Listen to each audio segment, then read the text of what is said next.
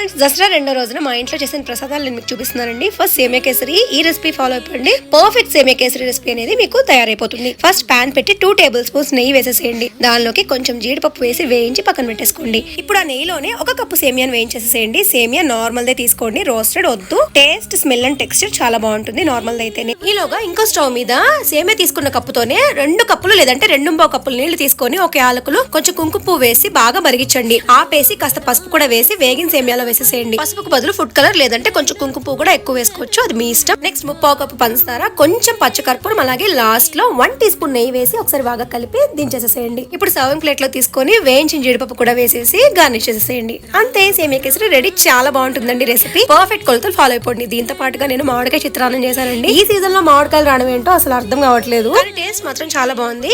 Use చేసేటప్పుడు బాగా కడిగి యూస్ చేయండి. అంతే అండి ఇవాళ ప్రసాదాలు. ఇలాంటి మరిన్ని రెసిపీస్ కోసం ప్లీజ్ సబ్స్క్రైబ్.